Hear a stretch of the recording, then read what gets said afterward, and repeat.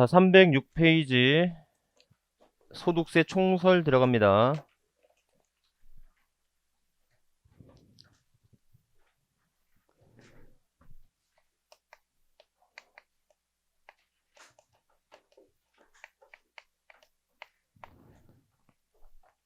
자, 소득에 대한 과세예요. 소득에 대한 과세. 그래서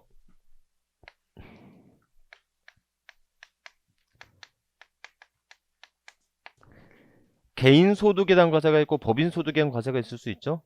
네, 개인 소득에 대한 과세를 뭐라고 한다? 법인 소득에 대한 과세를 법인세라고 말을 합니다. 아셨죠? 그래서, 이렇게. 그래서 당연히 우리 법인세는 소득세 대상이 아니에요. 자, 근데 이 소득세는요, 크게 종합소득이 있고 퇴직소득이 있고 양도소득이 있는 거잖아요. 그래서, 이 종합소득은 어떻게 나타나요? 이, 배, 사, 근, 연, 기가 있다. 그래서 퇴직소득과 양도소득은 무슨 과세가 돼요? 불유과세가 되고요. 그죠? 자, 2배사 근연계에 대해서는 이건 무슨 과세가 된다? 종합과세가 된다는 거예요. 아셨죠? 이렇게. 그래서 2배사, 2가 뭐예요? 이자소득, 사업소득, 기타소득이다라는. 근데 여기서 이 기타소득은요, 복권 당첨 소득이에요. 이런 걸 기타소득이라고 하는 거고요. 아셨죠? 이렇게. 자, 이런 것들 기억하시면 되겠다. 그럼 왜 분리과세를 하느냐라고 하는 것인데, 자, 페이지 잠깐만. 여러분들 우리 시험에서 자주 나오네요.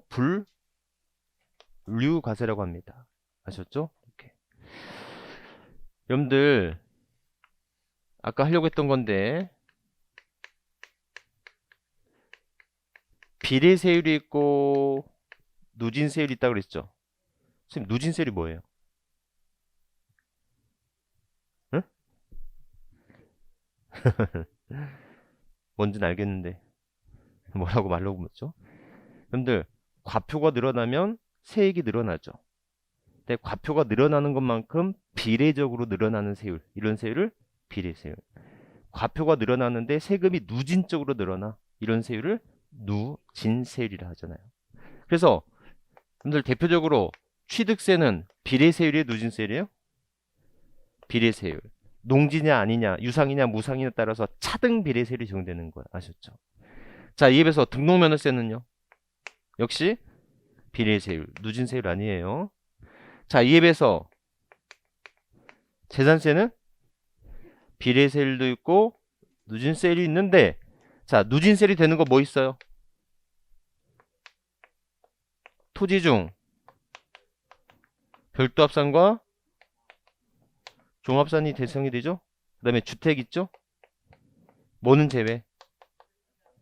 별장은 제외하되 고급주택은 포함하죠. 아셨죠?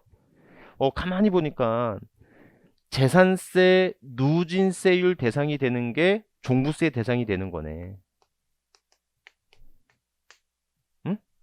종부세는 무조건 누진세율이다. 재산세 누진세율 대상이 되는 게 종부세 대상이 되는 거라고요. 아셨죠? 입에서 여러분들 양도소득세는 비례세율도 있어요. 좀 이따 설명하겠지만 미등기 70%고요. 이때는 누진세율도 있다. 6에서 최대 45%까지예요. 아셨죠? 그래서 6에서 45%다 보니까 여러분들 제가 이번 주에 양도소득세를 한 두세 건을 신고를 했거든요. 근데 세금들이 엄청나게 커요. 이게 냈다면 몇천만 원이라고. 그러면 여러분들 여러분의 양도소득을 여러분의 근로소득이나 여러분의 사업소득과 합산해서 과세한다면 여러분들 근로소득 연말정산에서 환급 받았을 거 아닙니까? 예? 환급 받았을 텐데 그런 환급이 있을 수가 없겠죠. 다시 토해내야 될걸? 더 많게. 그래서 이런 양도소득 등은 퇴직소득 등은 무슨 과세한다? 분류해서 과세하는 거다라는 거예요. 아셨죠? 이렇게. 그래서 분리과세가 아니라 분류과세가 되는 겁니다. 이렇게. 페이지 308페이지 보시면 여러분들 분류과세와 비슷한 말이 분리과세가 있거든요. 여러분들 대표적으로 분리과세가 되는 게 뭐가 있냐면 여러분들 가끔 가다가 통장 정리하면 물론 마이너스만 찍혀 있겠지만 그래서 이렇게 통장을 정리하다 보면 이자 소득세가 띄어지죠. 근데 여러분들 이자 소득세로서 별도로 신고하는 거 없거든요. 이렇게 원천징수나 특별징수를 통해서 납세의무가 종결되는 세금들이 있는데 우리는 이것을 분리과세라고 한다. 복권 당첨도 여러분들 복권 당첨되면 농협에서 본점에서 세금을 떼죠. 그런 행위를 원천징수 또는 특별징수라고 했었지 않습니까? 근데 별도로 여러분들은 그 복권 당첨 소득에 대한 신고를 하지 않아도 되는 거잖아요. 이런 것을 무슨 과세를 한다? 분리과세라고 한다. 아셨죠? 분류과세와 분리과세는 별개의 의미다라는 거 좀 먼저 기억을 해주시면 됩니다. 자, 이렇게 기억하시면 되겠고, 자, 납세 의무자와 납세의무자인데, 자, 보세요. 여러분들 소득세 납세 의무자는 개인이죠. 근데 그 개인은 누구와 누구로 나눠진다? 거주자와 비거주자로 나누어져요. 그래서 거주자는 국내에 주소 또는 183일 이상의 거소를 둔 자를 말하죠. 비거주자는 거주자 외의자가 되겠죠. 그래서 중요한 건 거주자와 비거주자는 국적에 따른 기준이 아니에요. 시민권 관계없습니다. 국내 주소 또는 거소를 두면 180일 이상 거소를 둔 자를 거주자, 그 외자를 비거주자라고 한다라는 거죠. 이렇게 기억하시면 되겠다. 자, 여기까지요. 여러분들 아까 1세대를 말할 때 1세대 1주택 단독 소유일 때는 3억 추가로 공제받고 연령별 공제와 장기 보유 공제의 세액 공제를 받을 수 있었잖아요. 근데 그 1세대의 정의가 뭐였어요? 아니, 거주자로서 배우자가 있어야 1세대가 됐었잖아요. 그러니까 여러분들 배우자가 있어야 된다 없어야 된다 이전에 거주자여야 돼. 그러니까 비거주자는 1세대라는 단어가 사용되지가 않는 거라고. 제 말 이해하셨죠? 그래서 거주자인 게 그렇게 중요하고요. 이렇게 거주자가 되면 국내 소득과 국외 소득이 있죠. 여러분들 국내 소득도 과세되고 국외 소득도 과세가 된다. 하지만 비거주자는 무슨 소득에 대해서? 국내 소득에 대해서만 과세가 된다. 국외 소득은 과세되지 않는다. 추신수는 거주자일까요? 비거주자일까요? 예? 추신수는 아직까지는 비거주자가 됩니다. 아셨죠? 이렇게. 그래서 비거주자 이렇게 되는 거다. 그래서 보시면 되겠고, 그렇지만 비거주자여도 이제는 국내에 와서 연봉 받고 이제 하지 않습니까? 이렇게. 그래서 추신수 온 거 모르세요? 알아요? 이렇게. 자, 이렇게 된다. 자, 납세지인데요. 당연히 어디가 돼요? 주소지가 되겠죠? 주소지. 비거주자는요. 비거주자, 여러분들 아까 이거 문제 있었는데 비거주자는 주소지나 거소지가 없겠죠. 그럼 뭐가 되겠어요? 국내 사업장이 있으면 사업장 소재지가 되는 것이고, 사업장이 없으면 국내 원천 소득이 발생한 장소가 되는 거다. 근데 아까 여러분들 기억나실지 모르겠지만 종부세 기출 문제 풀 때 비거주자 납세지는 국내 사업장이 없고 국내 원천 소득이 발생하지 않았다면 그때는 당연히 물건 소재지가 돼야 된다. 그거 아까 읽었었던 거 저만 기억나는 건 아니죠? 아셨죠? 이렇게. 그래서 여러분들 비거주자일 때는 우선 국내 사업장이 있는지 없는지가 중요해요. 국내 사업장이 있으면 국내 사업장 소재지, 국내 사업장이 없으면 국내 원천 소득이 발생한 장소, 양도한 장소가 되겠죠. 이렇게 양도 물건 소재가 될 겁니다. 다른 거 필요 없고요. 여러분들 308페이지 보시면 과세 기간이 있어요. 1월 1일서부터 12월 30일까지. 그래서 여러분들 소득세 납세의무 기본적으로 소득세는 납세의무 성립 시기가 언제였어요? 소득세 납세의무 성립 시기는 과세기간이 종료하는 때, 과세기간이 끝나는 때가 납세의무 성립 시기였잖아요. 소득세는 기간세여서. 그럼 좀 더 복습해 볼까요? 여러분들 소득세는 기간세야. 1월 1일서부터 12월 31일까지 소득세 과세 기간으로 해서 원칙적인 납세의무 성립 시기는 12월 31일인데 과세 기간 중에 성립하는 소득세가 있어요. 첫 번째 뭐가 있었냐면 원천징수한 소득세 있었죠. 아까 농협 본점에서 복권 당첨에서 대한 소득세를 징수할 거 아니에요. 이런 원천징수한 소득세는 언제 성립하지? 소득 금액이나 수익 금액을 지급하는 때. 그래서 이거 농협에 대한 수익이 아니고 이건 국가에 대한 세금이잖아요. 농협이 대신해서 징수한 거지 않습니까? 그럼 빨리 받아오려면 소득 금액이나 수익 금액을 뭐 하는 때? 지급하는 때. 아셨죠? 그 다음에 중간 예납하는 소득세 있었어요.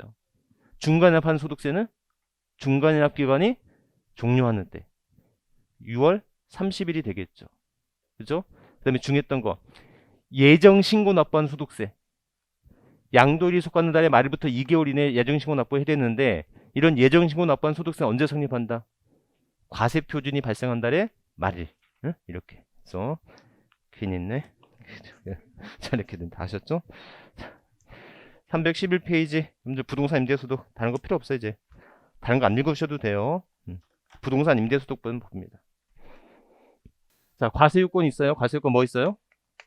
과세 대상 납세 의무자,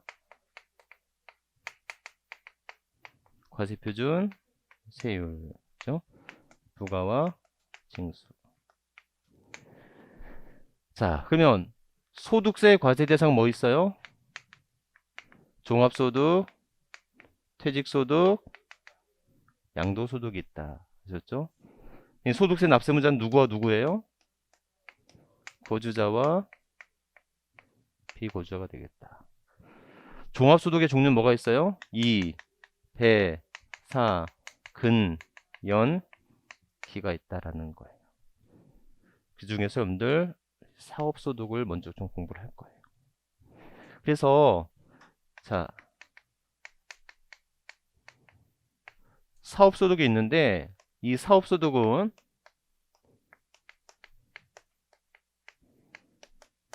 부동산 임대업이 있고요. 그 외에 사업소득이 있어요.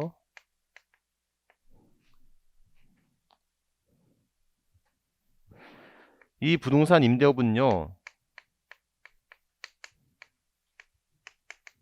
주택 임대업이냐 상가 임대업이냐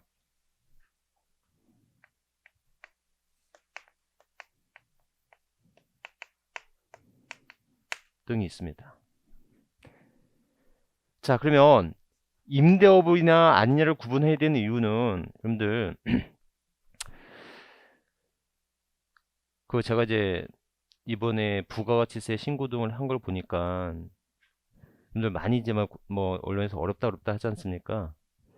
근데 중견 그룹이란다.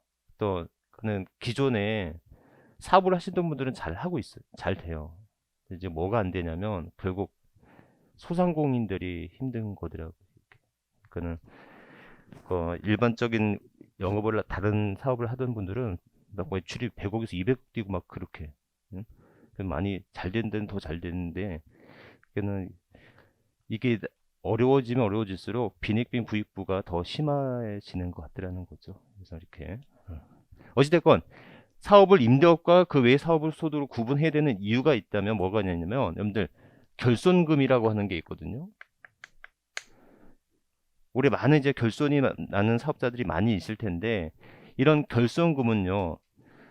다른 소득하고 그러니까 내가 사업 소득을 하는데 내가 점포를 운영하는 점포에서는 결손이 나고 또 제가 뭐 배달 대행이나 또는 뭘 하면서 대리를 하면서 발생한 소득이 있을 수 있지 않습니까? 그럼 여기서는 손해 나고 여기서는 이익이 나고 이익 난 데서만 과세하고 손해 난 데서는 과세하지 않는다면 이건 안 되지 않습니까? 그렇죠? 그래서 기본적으로 결손금을 타소득과 통산할 수 있느냐라고 했을 때 기본적으로 주택 임대업에서 발생한 결손금 통산할 수가 있어요. 하지만 상가 임대업 등에서 발생하는 결손금은 다른 소득과 통산할 수가 없다. 당연히 여기는 통산할 수가 있는 거예요. 아셨죠? 근로소득도 있고 사업소득도 있는 거야. 그러면 이 사업소득에서 발생한 결손금은 근로소득의 이익과 뭐 할 수 있다? 통산할 수가 있는 거야. 그러니까 근로소득에서 과세될 금액이 사업소득 결손금액만큼 빼고 과세가 된다라는 거죠. 아셨죠? 근데 이게 주택 임대업에서는 통산이 가능한데 어디에서는 상가 임대업 등에 대해서는 발생하지 통산할 수가 없다. 아셨죠? 그래서 이게 사업이라 할지라도 임대업이냐 아니냐, 그 임대업이 주택 임대업이냐 아니냐 이렇게 구분해야 될 필요가 있다라는 거예요. 아셨죠? 이렇게. 그래서 그런 것들 기억하시면 되겠고, 자, 그래서 이제 부동산 임대업을 보는데,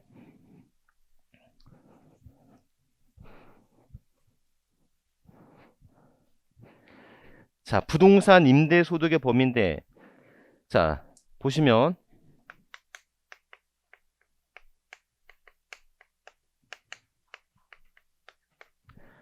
자, 첫 번째 부동산 및 부동산상의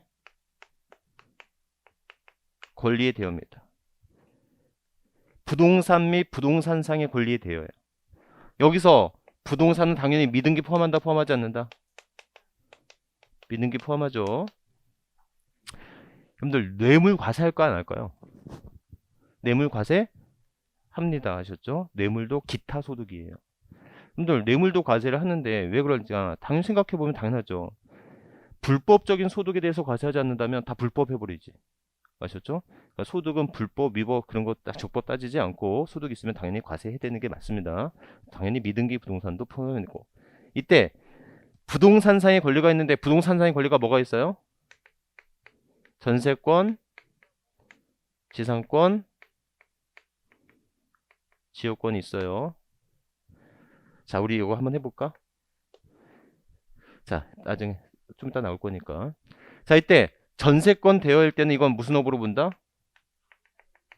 부동산 임대업으로 봐요. 여러분들 전세권을 대여한다는 게 뭐예요? 전세권을 대여한다는 건 전전세가 되겠죠. 아셨죠? 그래서 전전세 받는 것도 임대업으로 보는 거고요. 자, 이때 지상권, 지역권도 원칙은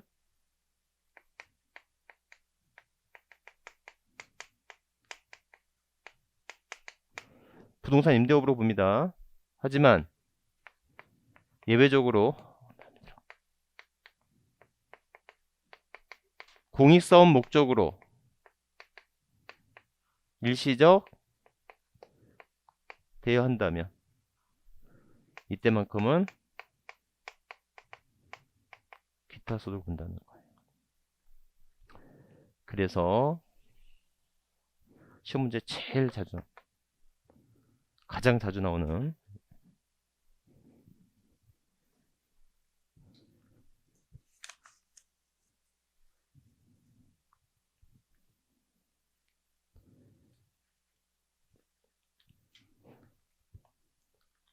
그래서 312페이지 보시면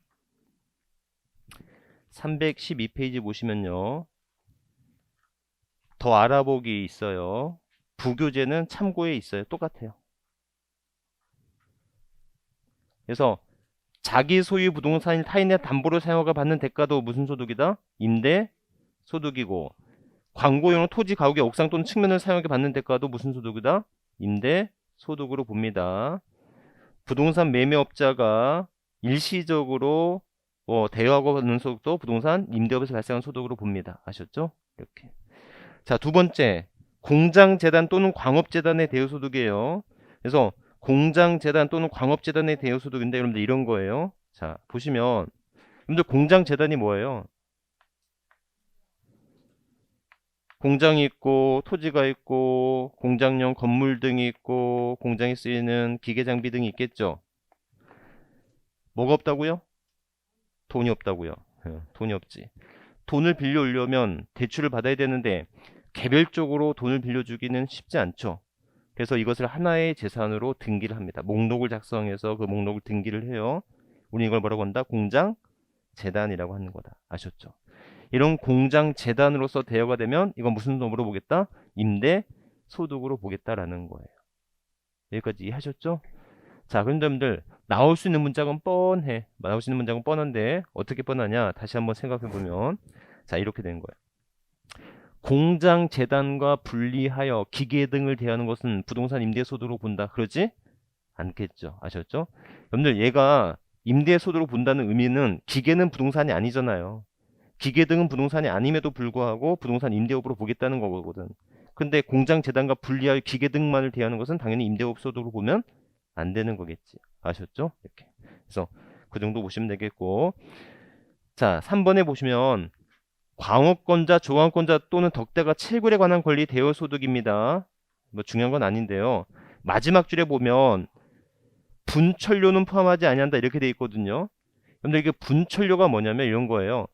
광업권자가 순수하게 광물을 채취할 수 있는 권리를 대여하는 것은 당연히 임대소득이겠지만 문제는 뭐냐면 자기도 일부 출자를 해요.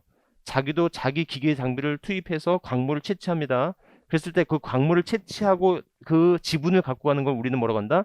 분철료라고 하고 이거는 광업인 소득이 되겠죠. 이해하셨죠? 네, 그렇게 크게 뭐 신경 쓰지 않으셔도 돼요. 넘어갑니다. 이렇게. 자, 비과세 부동산 임대소득이에요. 자, 논밭의 임대소득인데 작물 생산에 사용하게끔 하는 건 뭐한다? 비과세가 되는 겁니다. 그 다음에 주택의 임대소득인데 여러분들 이거는 이렇게 그냥 저하고 같이 보세요. 그냥 하나로 정리를 할게요.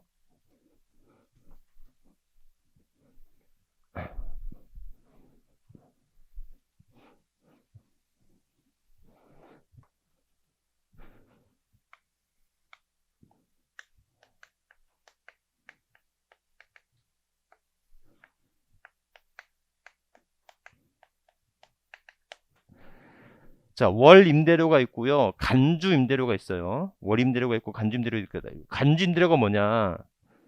여러분들 월 임대료가 100만 원이 있고요. 다른 한 건물은 보증금이 1억인데 뭐 시장 이자율? 그냥 통용된 이자율이 연 12%래요. 그럼 여러분들이 임대를 하는 방식에 있어서 A로 하는 게 좋을까요? B로 하는 게 좋을까요? 예?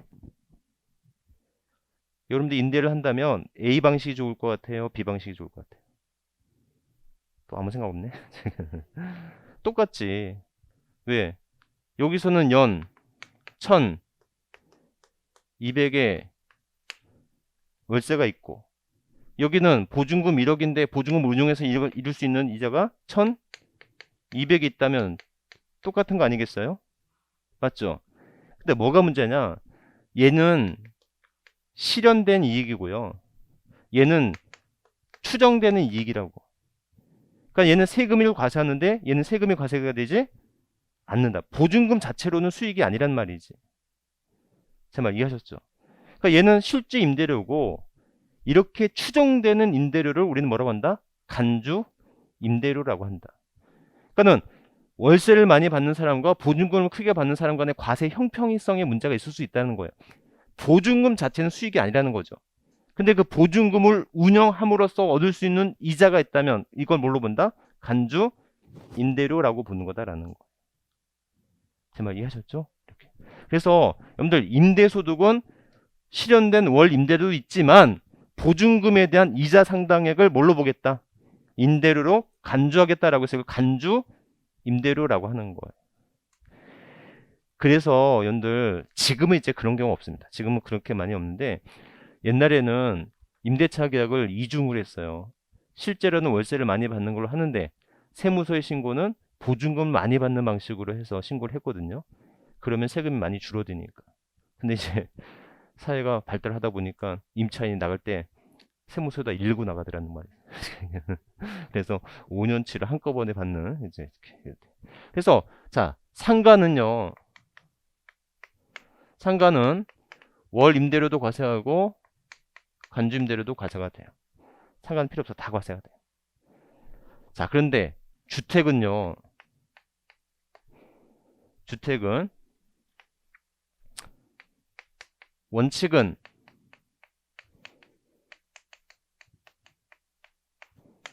한 개 이하 비과세.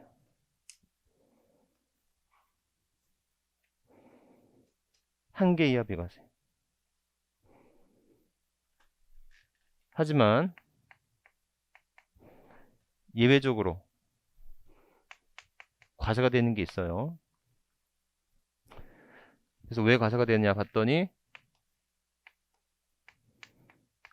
국외 소재 주택.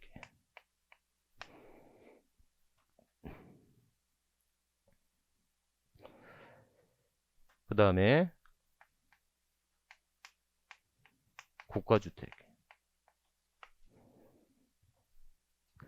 자, 여기서 고가주택의 개념이 앞으로 나오는데, 여러분들 취득세에서는 무슨 주택이라고 표현했어요? 취득세에서는 고급주택이었지. 별골 5선주 할 때 그 주가 고급주택이었잖아요. 근데 종부세나 양도소득세는 무슨 주택이다? 고가주택이야. 그 고가주택은 9억 초과하는 주택이거든요. 9억 초과하는 주택인데 여기서 중요한 건 뭐냐면 임대소득에서는요. 이 9억이 기준시가 9억이고요.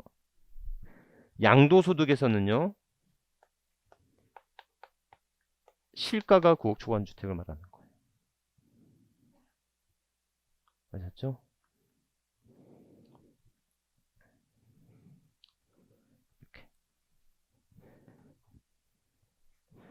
이렇게 기억하시면 되겠다. 한 개 이하 비과세다라는 거.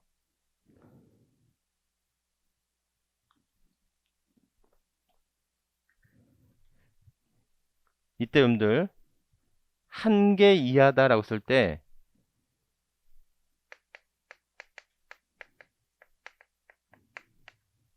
부분 합산하는 겁니다.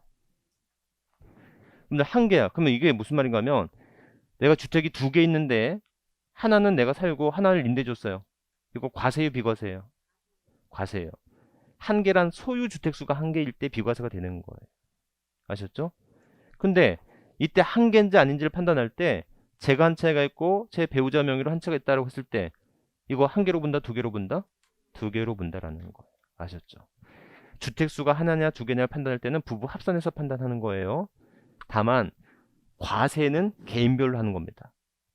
무슨 말인가 하면 제 명의로 된 집에서는 제가 살고 제 와이프 집을 임대를 줬다면 두 개로서 이 임대소득은 과세를 하는 건 맞는데 그 과세가 뭐가 된다? 고가? 아니죠. 과세를 하는데 그거는 배우자의 소득세로만 과세가 되는 것이지 제 소득세와 합산되는 것은 아니다라는 거예요. 아셨죠? 이렇게. 자, 그 정도만 기억하시면 되겠습니다. 이렇게. 공동소유주택일 때는 페이지 313페이지고요. 부교재는 62페이지예요. 공동소유주택은 지분이 가장 큰 자의 소유주택으로 계산하되 지분이 가장 큰 자가 2명 이상일 때는 합의하여 그들 중 1명을 해당 주택 임대 수입을 기속된 자로 정하는 경우는 소유자로 하고 한다라는 거. 자, 이렇게까지. 그 정도만 기억하시면 되겠고요. 그죠?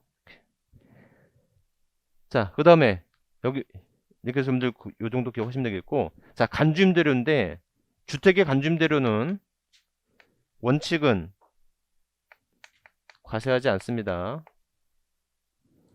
하지만 예외적으로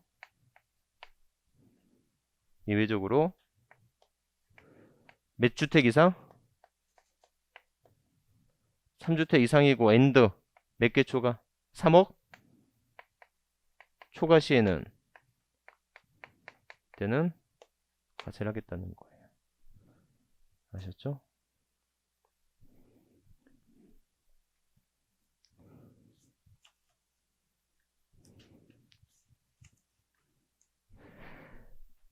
자, 예를 들어볼게요.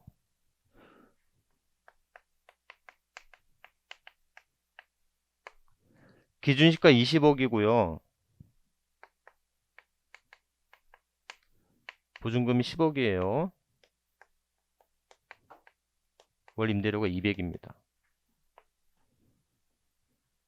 이거 어떻게 되죠?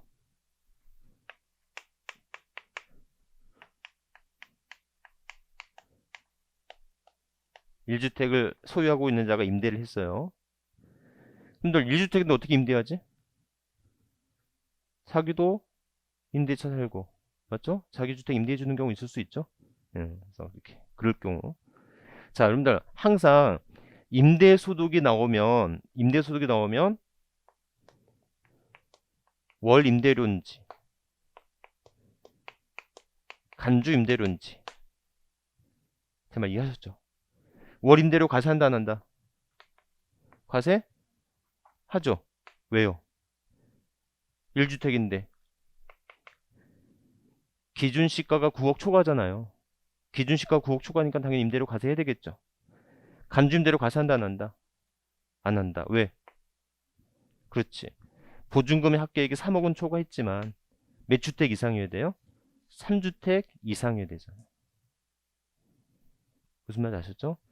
그래서 항상 강조하기를 임대소득이 나오면 월 임대료인지 간주 임대료인지 아셨죠? 두 개를 반드시 기억해야 돼요. 그래서 월 임대료가 과세 요건이 맞는지 기억하면 된다. 이해하셨죠? 이렇게만 정리하면 된다. 자, 그런데 여러분들 뭐냐면 거기 보시면 페이지 잠깐만 315페이지 가보시면 또는 우리 책 63페이지 보시면 부교재 63페이지 보시면 거기에 뭐 계산 산식이 있어요. 어? 계산 산식 보지 마시고요. 제가 얘기하고 싶은 것은 임대사업 부분에서 발생한 수입이자와 할인료 및 배당금의 합계액 이렇게 빼도록 돼 있죠. 찾으셨어요? 책에서는 뭐라고 돼 있냐면 해당 과세기간의 임대사업에서 발생한 금융수익이라고 돼 있지 않습니까? 찾으셨어요? 자, 제가 하고 싶은 건 뭐냐면 이건 여러분들 간주 임대료는 뭐예요? 이 보증금을 운용함으로써 발생되는 최소한의 수익이라고 예상한 거잖아요. 맞죠? 근데 그 보증금을 은행에 예치해 가지고 그 보증금을 가지고 주식에 투자해서 받은 배당 소득 등이 있단 말이야. 또는 이자 소득이 있어. 그럼 이자 소득이나 배당 소득에서는 무슨 세금 내야 돼요? 이자 소득세, 배당 소득세를 내지 않겠습니까? 근데 그 보증금을 운용해서 발생되는 그 이자 등을 간주임대로 또 과세한다면 이거는 보증금 하나에 대해서 결국 이중과세 문제가 있을 수 있겠죠. 그래서 뭐를 차감해야 된다? 금융 소득을 빼야 된단 말이야. 보증금을 실제 은행에 놓고 보증금을 실제 주식에 투자해서 받는 배당이나 이자 소득이 있으면 빼야 되겠죠. 당연히 빼야 되겠죠. 자, 그러면 이때 금융소득의 종류가 뭐가 있느냐. 그래서 뭐 있어요? 이자 소득, 배당 소득, 그 다음에 주식 양도 소득이 있고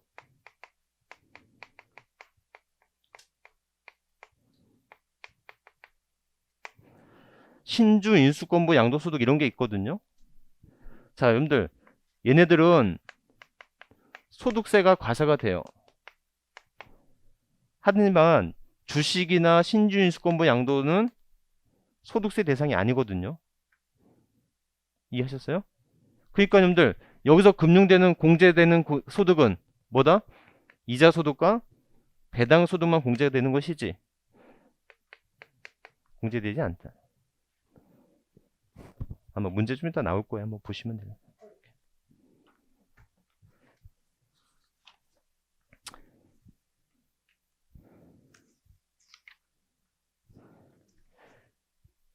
자, 페이지 319페이지 문제 한번 볼게요. 이 문제 한번 보면 될 것 같아요.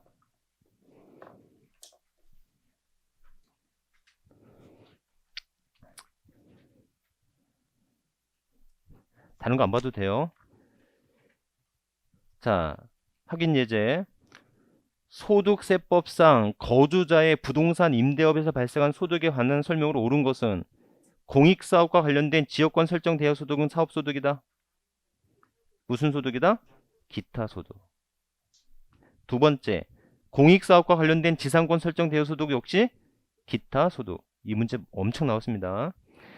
미등기 부동산을 임대하고 대가를 받는 것은 사업소득이다 아니다? 이다. 자기 소유 부동산을 타인의 담보로 사용하게 하고 그 사용 대가를 받는 것은 사업소득이다. 맞죠? 예, 답은 몇 번? 4번. 국외 소재 주택을 임대하고 대가를 받는 것은 사업소득이다, 아니다? 국외 소재 주택은 무조건 국외 소재 임대주택은 무조건 과세되는 거 맞죠? 한계 관계 없어요. 자, 두 번째 2번 문제 들어갑니다. 소득세법상 거주자의 부동산 임대와 관련하여 발생한 소득에 관한 설명으로 틀린 것은 국외 소재는 주택 임대 소득은 주택수에 관계없이 과세됩니다. 맞죠? 두 번째, 3주택을 소유하는 자가 받은 보증금의 합계액이 2억 원인 경우 법령 정하는 바에 따라 계산한 간주임대를 사업소득 총수익금에 산입한다 안 한다? 안 한다. 3주택 이상이긴 하지만 보증금 합계액이 3억을 초과해야지 간주임대로 산입할 수 있겠죠? 자, 세 번째, 2주택과 2개의 상업용 건물 소유한 자가 보증금을 받은 경우 2개의 상업용 건물에 대해서만 법령 정하는 바에 따라 간주임대를 사업소득 총수익금에 산입한다. 맞죠?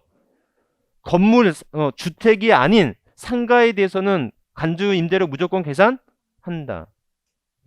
4번, 주택 임대 소득이 과세되는 고가주택은 과세기한 종료일 현재 기준시가 9억 초과한 주택을 말한다. 맞습니다. 무슨 9억? 기준 시가 9억이에요. 양도세는 실가 9억이고요. 아셨죠?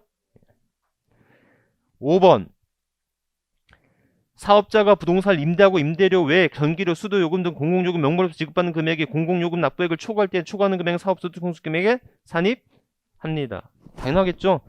관리비를 내는데 이 관리비도 당연히 무슨 소득이어야 돼요? 임대 소득이어야 돼요. 그런 말이 되는 거. 3번,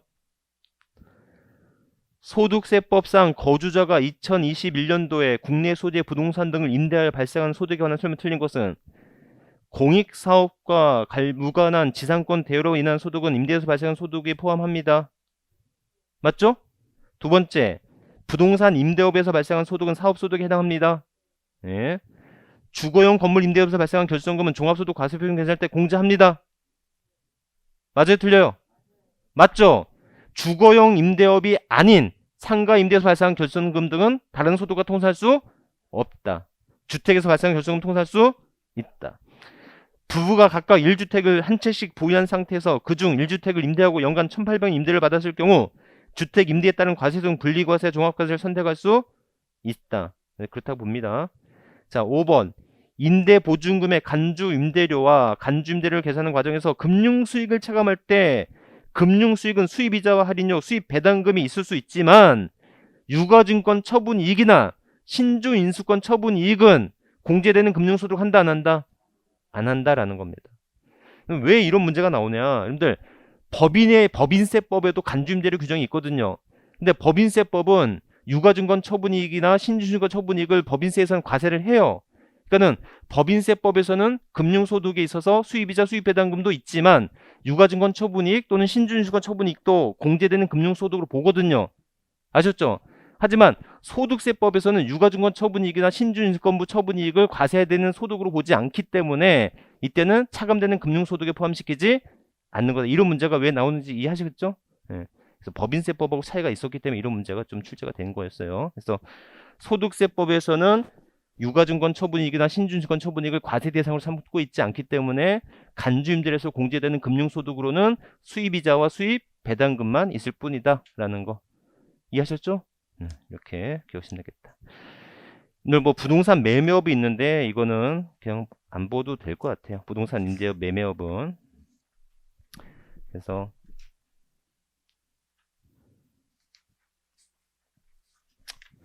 보시면 됩니다.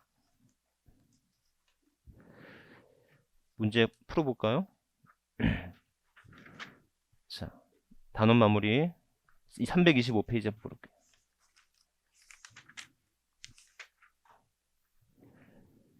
소득세법상 소득세에 관한 설명을 틀린 것은 종합과세하고 양도 및 퇴직소득은 분류과세합니다. 맞죠? 소득세는 원칙적으로 신고함으로 확정된 조세 맞고요. 소득세는 종합소득, 퇴직소득, 양도소득 구분됩니다. 소득세 관련 월일부터 12월 30일까지 하는 거고요. 거주는 국내에 주소를 두거나 1년 이상이 아니라 183일 이상의 거소를 둔 자를 말한다.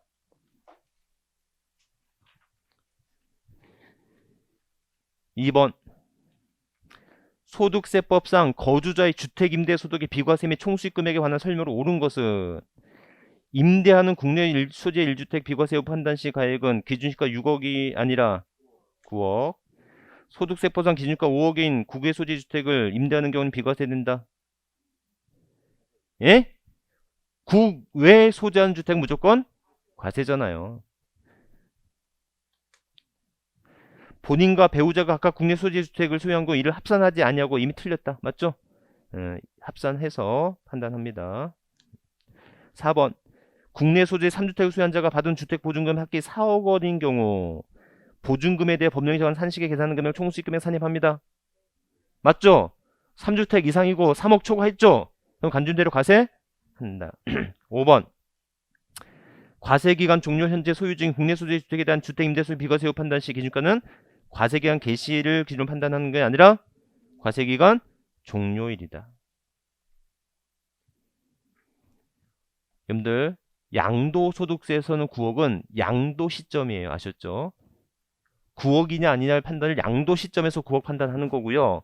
임대소득에서의 기준시가는 판단 언제로 한다? 과세기간 종료일 현재 시점을 판단한다. 3번 소득세법상 국내에 소유하는 주택을 임대한 경우 발생한 소득에 관한 설명을 틀린 것은 주택 한 채만을 소유한 거주자가 과세기간 종료 현재 기준가 10억에 해당한 주택을 전세금을 받고 임대하여 얻은 소득에 대해서는 소득세 과세되지 않는다. 여러분들 소득세를 과세할지 안 할지는 월 임대료와 간주 임대를 각각 나눠서 판단해야 돼요. 제 말 이해하셨죠? 이때 월 임대료 있어요 없어요? 월 임대료 없죠? 전세금이잖아요. 맞죠? 이때 보증금이 10억이니까 3억은 초과했지만 몇 주택이에요? 1주택이잖아요. 그러니까 간주임대료 계산한다 안 한다? 안 한다. 과세되지 아니한다. 맞죠? 네. 2번 주택 2채를 소유한 거주자가 한 채는 월세 계약으로 나머지 한 채는 전세 계약 형태로 임대한 경우 월세 계약에 받은 임대료에 대해서만 소득세가 과세가 된다. 맞죠? 전세금은 두 채니까 과세되지 않겠죠? 항상 월 임대료와 간주 임대료를 구분해서 생각하라고요. 자, 세 번째 거주자의 보유주택 수를 계산함에 있어서 다가구 주택은 한 개의 주택으로 보되 구분 등기된 경우는 각각 1주택을 계산하는 거 맞습니다. 자, 4번 주택의 임대로 인하여 얻은 과세대상 소득은 사업소득으로서 해당 거주의 종합소득 금액에 합산됩니다. 맞죠? 5번 주택을 임대하여 얻은 소득은 거주자가 사업자 등록을 한 경우에 하나여 소득세 납세가 했다? 그럼 어떤 사람이 사업자 등록합니까? 안 하겠지. 아셨죠? 그래서 주택 임대는 사업자 등록 여부에 관계없이 과세가 되고요. 임대사업자 등록을 하면 혜택이 더 큽니다. 아셨죠? 이렇게 앞으로는 30만 원만 넘어도 임대사업자 등록을 무조건 하도록 돼 있어요. 바뀌었습니다. 이렇게. 자, 그래서 뭐 그 4번 문제는 방금 풀었던 문제니까 보시면 되겠고. 자, 드디어 이제 328페이지 양도세 들어갑니다.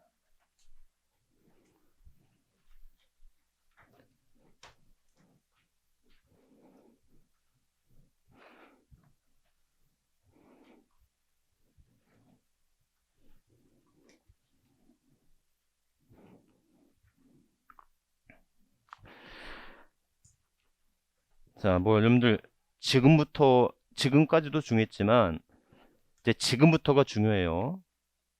예. 양도소득세가 6문제에서 7문제가 나온단 말이에요.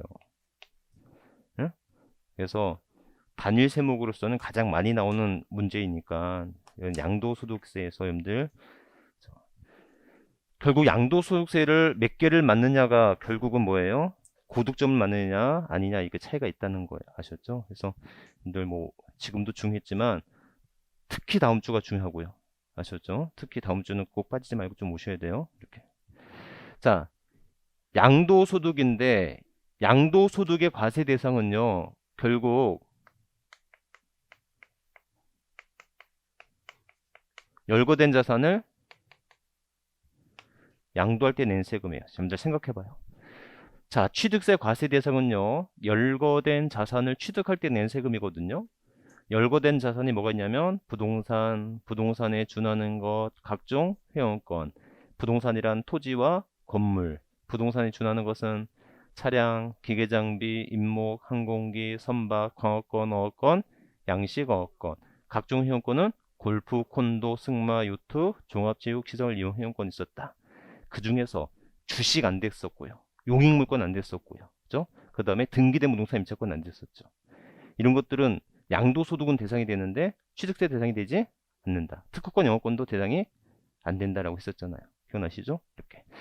자, 그러면 취득이란 크게 실질취득과 간주취득이 있었다. 실질취득은 승계, 원시, 유상, 무상을 불문한 일체취득. 간주취득 네 가지. 토지의 지목 변경, 차량의 종류 변경, 건축물의 개수, 과점주주의 주식, 취득 등이 있는데 이를 구분하는 이유는 무엇의 차이다? 세율의 차이다. 그래서 여러분들 직계 좀비 속간으로부터 취득하는 것은 무슨 취득? 증여 취득으로 보되 입증하는 경우 있었죠? 공매나 경매, 파산 선고에 의한 취득 이런 것들은 다 유상 취득으로 본다. 부담부 증여일 때는 채무인수액을 포함한 금액을 취득가액을 하되 이때 순수 증여분에 대해서는 3.5%, 채무 인수하는 부분은 4% 유상 취득을 봤었잖아요. 그렇죠? 이렇게. 그래서 이런 것들 기억하시면 되겠다. 자, 등록 면허세 과세 대상은 모든 등기 등록이었어요. 그런데 취득에 관한 등기, 즉 소유권 이전 등기와 소유권 보존 등기는 이거는 취득세를 내는 거지 등록면세 대상이 안 됐었죠. 하지만 취득에 관한 등기여도 등록면허세를 별도로 내야 되는 경우가 있을 수 있었죠. 첫 번째, 광업권, 어업권, 양식 어업권의 취득. 두 번째, 수입시설 대여물건을 임차에서 취득하는 경우, 연부로 취득하는 경우. 그 다음에 세 번째, 취득세 제척기간이 만료됐거나 또는 면세점 이하의 취득 물건은 취득세는 안 내도 되지만 뭐는 별도로 내라. 등록 면허세는 별도. 2%는 안 내도 되지만 별도의 등록 면허세는 내라는 거 아니었어요. 맞죠? 자, 재산세 과세 대상은 토지, 건물, 주택, 선박, 항공기가 있었고 토지는 분리과세, 별도합산, 종합산 대상이 나눴고 주택은 일반 주택과 별장으로 구분할 수 있었죠. 맞죠? 여기서 종부세 과세 대상 뭐였지? 종부세 과세 대상은 토지와 주택인데 토지 중 별도합산과 종합산 대상만을 합산 대상으로 하고 분리과세 대상 종부세 대상이 되지 않고 건물도 종부세 대상이 되지 않고 주택 중에서는 별장을 제외하되 고급 주택도 일반 주택으로 봐서 종부세 대상으로 봐야 된다는 거 아셨죠? 이렇게. 그러면 양도세 과세 대상은 뭐냐? 양도세 과세 대상은 열거된 자산을 뭐 할 때 내는 세금이다? 열거된 자산을 양도할 때 내는 세금이다. 그럼 열거된 자산이 뭐냐라고 했을 때 뭐가 있어요? 먼저 부동산이 있죠. 부동산은 무엇과 뭘 해요? 토지와 건물이다. 토지와 건물, 양도세 과세 대상은요. 토지와 건물로 합니다. 여러분들 취득세는 건축물이라고 되어 있고요. 양도세는 건물이라고 되어 있는데 건물과 건축물은 건축법상에서는 구분할 필요가 있겠지만 세법에서는 필요가 없습니다. 아셨죠? 그래서 건물이라 쓰고 건축물이라고 이해하셔도 되고요. 건축물이라 쓰고 건물이라고 표현해도 됩니다. 아셨죠? 이렇게. 다시 한번 건물 등기부 등본이에요? 건축물 등기부 등본이에요? 네? 건물관리대장이에요? 건축물관리대장이에요? 건물 등기부 등본, 건축물 관리대장 이렇게 합니다. 아셨죠? 그러니까 세법에서는 크게 건물과 건축물을 구분하지 않는다는 것만 기억하시면 되겠고, 자, 그 다음에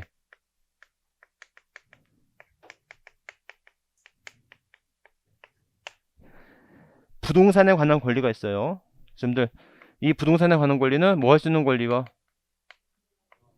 이용할 수 있는 권리가 취득할 수 있는 권리가 있을 수 있어요. 이용할 수 있는 권리는 뭐가 있죠? 전세권, 지상권,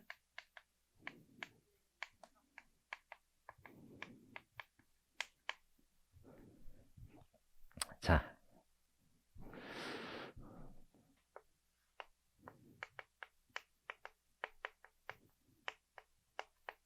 용익물권이 뭐가 있어요?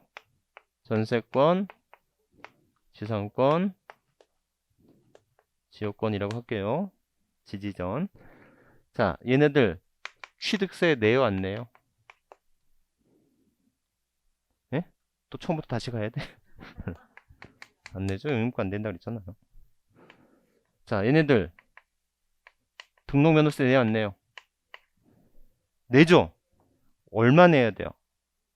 예? 그렇지. 어디에? 전세 금액의 1000분의 2. 0.2%. 예? 소유권이 아닌 이상 무조건 1000분의 2예요.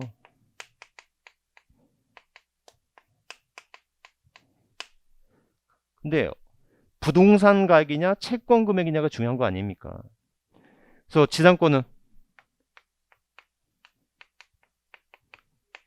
부동산 가격이었잖아요. 소가지, 소유권, 가등기, 지상권, 지역권은 부동산 가격으로 하죠. 근데 지역권은 그 부동산 가격 중 어디 가격으로 한다? 요역지 가격으로 한다. 아셨죠? 얘네를 설정 또는 대여함으로써 받을 수 있는 소득이 있을 수 있죠. 이건 무슨 업이다? 임대업이다. 그런데 지상권, 지역권은 원칙은 뭐지만 원칙은 임대업 사업소득으로 보죠. 하지만 무슨 목적? 공공사업 목적으로서 만약에 일시적 대여했을 때는 이건 무슨 소득이다? 공익사업 목적으로 하셨죠? 이렇게 된 것은 기타 소득이다. 여러분들 사업이란 계속적이고 반복적이어야 되잖아요. 무슨 말인지 아셨죠? 계속적이고 반복적이 되는데 공익사업 목적으로 일시적으로 된다면 이건 업으로 볼 수가 없으니까 이때는 무슨 소득이다? 기타 소득으로 보는 거다. 아셨죠? 그 다음에 그렇다면 양도소득이 있는데 양도소득은 지상권과 지역권만 양도소득이 되는 것이죠. 지역권은 양도소득 대상이 되지 않는다. 자, 첫 번째. 그래서 전세권, 지상권은 되지만 뭐는 제외된다? 지역권은 제외된다. 지역권을 읽어보니 지역권에 이런 말이 있더라고요. 지역권의 다른 전세권, 지상권과 다른 지역권의 특성이 뭐겠냐면 부종성이라고 하는 게 있죠. 그래서 지역권은 토지와 별개의 권리로 양도할 수가 없다. 지역권만을 양도의 대상 삼을 수가 없다. 아셨죠? 이렇게. 선생님들 현실적으로 제가 항상 하는 얘기인데 제가 세무사 벌써 20년 넘게 했거든요. 근데 전세권 양도 신고세를 한 번도 못 봤어요. 해보지도 않았고. 네? 생각해보면 여러분들 양도소득세는 양도 대상이냐 아니냐 하고 세금이 있느냐 소득이 있느냐 없느냐 이거 따지는 거거든요. 그럼 전세권을 이전하는 건 가능한데 이 전세권을 이전함으로써 발생한 차익이 있냔 말이야. 없겠지. 제 말 이해하셨죠? 그래서 전세권, 지상권이 또는 등기된 부동산 임차권이 양도세 대상이라고 공부를 하고 있지만 실질적으로 과세되는 사례가 없다는 거죠. 또 이걸 찾을 수 있는 방법도 많지 않고 또 찾았다 할지라도 과세 시력이 없다 보니 이거는 약간 사장된 문구라고 보면 되는 겁니다. 우리는 시험 공부를 하다 보니까 전세권, 지상권 되고 지역권은 안 된다는 공부를 하고 있을 뿐이지 현실적으로 이거 과세된 사례는 없다고 보시면 돼요. 아셨죠? 등기된 부동산 임차권도 마찬가지야. 이렇게. 그래서 공부를 위한 공부를 하고 있는 것, 시험 공부를 위한 공부를 하고 있는 것일 뿐이지 현실적으로 이게 뭐 중요한 그런 건 아니다. 아셨죠? 네, 이렇게 보시면 되겠고. 그래서 여러분들 전세권과 지상권 되지만 지역권은 제외된다는 거. 이거 정도 기억하시면 되겠고. 여러분들 부동산 임차권은 물권이래요? 채권이래요? 채권이에요. 그럼 여러분들 채권은 뭐예요? 물권하고 가장 큰 차이점은? 그렇죠. 상대적이나 절대적이나 그게 가장 크죠. 그래서 채권의 부동산 임차권 양도 가능해요? 불가능해요? 원칙적 불가. 하지만 예외적으로 동의하에 집주인 동의하에 가능할 수는 있을 수 있죠. 하지만 그렇다 할지라도 제3자에 대항할 수가 없어. 왜? 상대적이니까. 아셨죠? 그래서 부동산 임차권 원칙적으로 과세할 수가 없습니다. 과세 제외입니다. 아셨죠? 하지만 이게 채권의 물권화라고 말을 하거든요. 그래서 이거 뭐가 되었다면 등기된 임차권일 때만큼은 이건 뭐가 된다? 양도소득세 대상이 된다라는 거예요. 아셨죠? 그래서 등기된 부동산 임차권일 때는 양도세 대상이 된다라는 거 정도. 그래서 여러분들 반드시 뭐가 돼 있어야 된다고요? 등기. 여러분들 채권으로서 등기할 수 있는 게 두 가지가 있대요. 하나는 임차권이고 또 하나는 환매권이랍니다. 아셨죠? 이렇게 기본적으로. 자, 이 정도만 기억하시면 되겠다. 여러분들 여기서 중요한 건 우리 책에 나와 있지만 지상권의 정의, 전세권의 정의 이런 거 우리가 공부할 거 아니죠. 이건 민법에서 공부할 용어지. 우리가 공부할 것은 전세권이나 지상권이 양도세 대상이 되느냐 안 되느냐가 중요한 것이지 이 전세권의 지상권의 정의나 부동산 임차권의 정의 이런 거 필요로 하지 않는 겁니다. 아셨죠? 그래서 양도세 대상인지 아닌지만 기억하면 되는 거지 이것이 어떤 뭐 그 뜻이 뭐냐 이건 당연히 민법의 공부 내용이지 세법의 공부 내용은 아니라는 겁니다. 그러니까 이건 읽어볼 필요도 없는 거예요. 그 외에 부동산을 취득할 수 있는 권리가 있습니다. 부동산을 취득할 수 있는 권리를 보니까 대표적으로 뭐 있어요? 부동산 취득할 수 있는 권리는 아파트 당첨권, 그 다음에 입주권 이런 게 있을 수 있죠. 그 다음에 여러분들 거기 맞으면 토지 상환채권, 주택 상환채권 있을 수 있어요. 토지 상환채권, 주택 상환채권 그런 것들 좀 써두시면 되겠죠. 여러분들 국민주택채권이나 토지개발채권 아니에요. 상환채권입니다. 토지나 주택의 상환채권이에요. 이게 채권이라 할지라도 이거는 부동산을 뭐 한 것으로 본다? 취득할 수 있는 권리로 본다.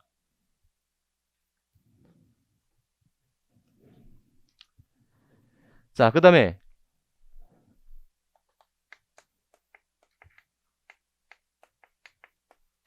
기타 자산이에요. 기타 자산으로서 자, 첫 번째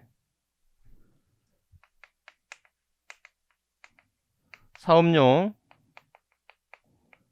고정자산과 함께 양도하는 영업권. 그 다음에 부동산과 함께 양도하는 이주권이에요. 미음 먼저 나와 있죠?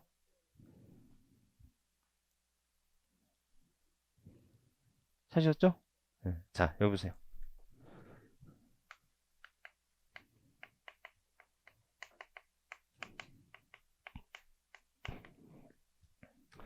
여러분들 영업권과 이주권인데 이런 영업권과 이주권은 원칙적으로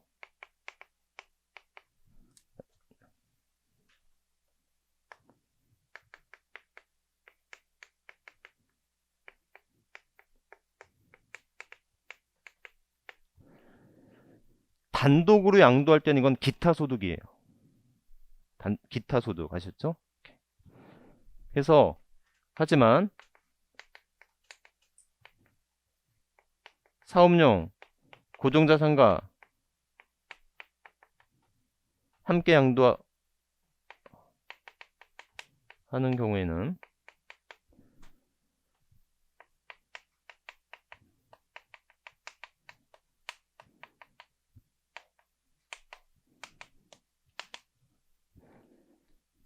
자, 또 헷갈려요. 아까 분리과세와 분류과세 좀 헷갈린 용어였잖아요.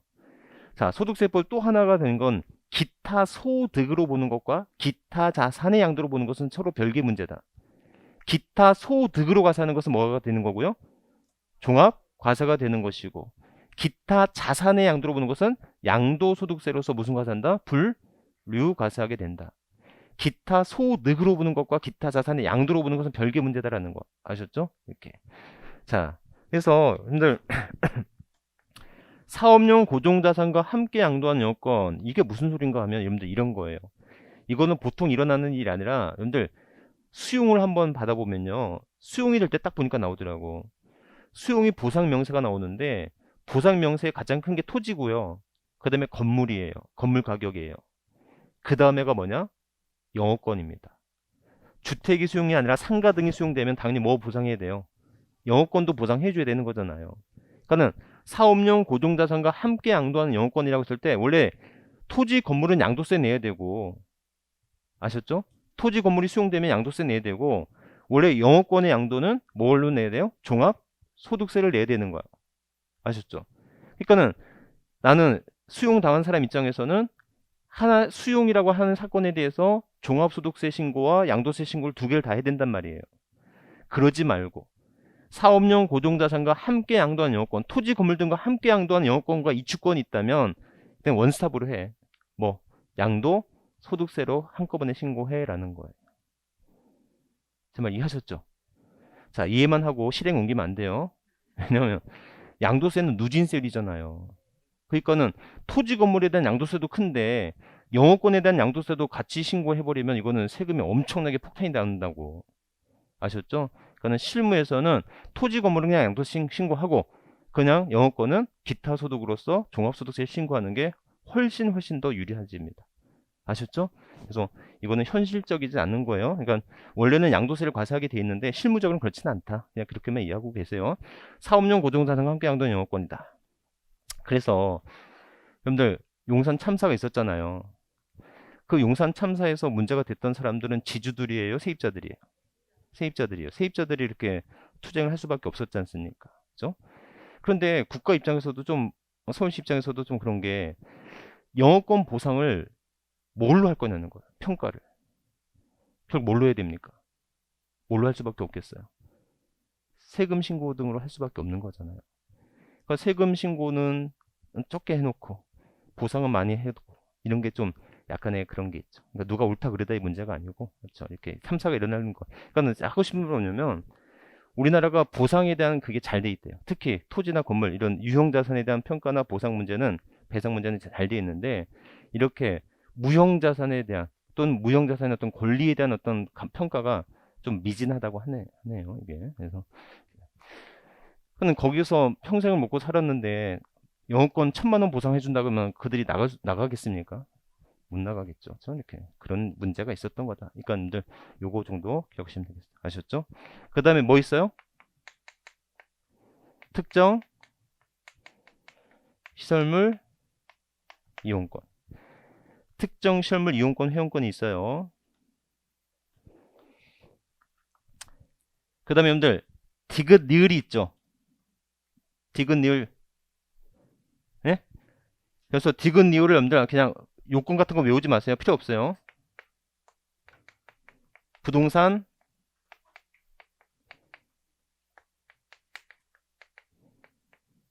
과다보유 범위 주식이 있어요. 그 다음에 주식이 있고요. 그 다음에 또 뭐가 있어요? 파생상품.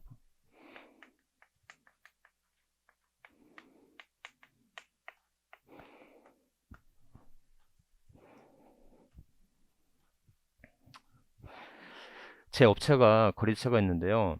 그 모텔업을 해요. 근데 이 모텔업을 하는데 그 이제 법인 형태로 모텔업을 하는 거거든요. 그러니까 법인이 그 모텔 건물을 사가지고 이제 모텔업을 영위를 하고 있는 사람인데 이제 그걸 팔려고 해요. 근데 작자가 나타났어. 작자가 뭐가 나타나면 야 너 법인이니까 부동산 소유권을 넘기지 말고 주식을 넘기라는 거예요. 응? 왜 그렇겠습니까? 왜? 어? 그렇지. 뭘 돌리려고? 취득세. 취득세를 덜 내겠지. 이해하셨어요? 무슨 말인지? 주식은 취득세 대상이 아니잖아요. 과점주가 됐을 때 취득세만 낼 뿐이지. 과점주 아니게끔 주식을 하게 되면은 취득세 대상이 되지 않는 거잖아요. 이해하셨죠? 근데 양도자 입장에서는 아주 폭탄 터지는 겁니다. 자본금이 1,000만 원밖에 안 되는데 매매 대금이 40억이야. 그러니까는 이렇게 부동산 과다 보유 법인 주식은 이거는 자 보시면 이건 거예요. 주식이 있는데 이 주식은 부동산 과다 보유 법인 주식이 있고 이제 그 외 주식이 있거든요. 그 외 주식은요. 상장이냐 비상장이냐 대주주냐 수액주냐라는 거죠. 그래서 대주주는 상장 비상장 관계없이 과세합니다. 비상장은 대주 수액주 관계없이 과세가 돼요. 아셨죠? 하지만 그 외 소액주주일 때는 이때는 과세되지 않는 거예요. 그런데 문제는 이렇게 과세가 되더라도 세율이 10% 또는 20%만 면 돼요. 그러면 아까 지금 그 모텔업을 영위하는 법인의 주주가 이제 그걸 사업을 넘기려고 하는데 이걸 주식의 형태로 넘긴다라고 했을 때는 만약에 말이죠. 사는 사람 입장에서는 취득세도 안 내도 되고 맞죠? 그러면 파는 사람 입장에서도 40억이어도 10% 20% 정도만 세금 내면 충분히 팔 수 있겠죠. 제 말 이해하셨죠? 그럼 둘 다 이기니까 그렇게 해줄 수는 없다는 거지. 그래서 부동산 과다 보유 법인 주식을 사고 팔면은 이거는 뭘로 본다? 기타 자산의 양도로 본다는 거예요.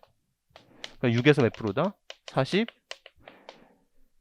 그 사람 그 주식 양도하면 45이니까 무조건 45%가 되겠죠. 거기다 지방소득세 10%더 내야 되면 결국 50% 세금을 내게 되는 경우가 생긴다는 거예요. 이해하셨죠? 그래서 여러분들 부동산 주식을 사고 파는 것은 여러분들 상당히 좀 조심할 필요가 있어요. 그래서 여러분들 여기 보시면 여기도 주식이 있고 여기도 주식이 있는데 이 부동산 과다 보유 법인 주식은 주식의 양도로 보는 게 아니라 뭘로 본다? 기타 자산의 양도로 보게 된다라는 거예요. 정말 이해하셨죠? 결국 여러분들 자 양도세 대상이 아니라고 외울 때 토지, 건물, 전세권, 지상권 이렇게 외우면 안 돼요. 부동산, 부동산에 관한 권리, 기타 자산, 주식, 양도로 이렇게 구분되어서 대구분으로 외워야 됩니다. 아셨죠? 그 차이는 무엇의 차이다? 결국은 세율의 차이다. 그래서 3번, 4번 이렇게. 자, 그럼 부동산과 부동산에 관한 권리는 원칙은 몇 프로? 6에서 45%. 아셨죠? 다만 예외적으로 미등기일 때는 70%, 1년 미만일 때는 2년 미만일 때는 40%. 하지만 이렇게 기타 자산의 양도로 보게 되면 몇 프로다? 45%인데 이때는 등기 불문, 보유기간 불문. 아셨죠? 주식일 때는 10% 또는 뭐 20% 뭐 이렇게 파생상품 20%예요. 이런 거 외울 필요 없어요. 요거 정도까지만. 아셨죠? 그래서 기본적인 세율을 양도세 과세 대상은 부동산, 부동산에 관한 권리, 기타 자산, 주식, 파생상품으로 구분한다라는 거. 아셨죠? 이렇게. 자, 조금 쉬었다가 양도 들어갑니다.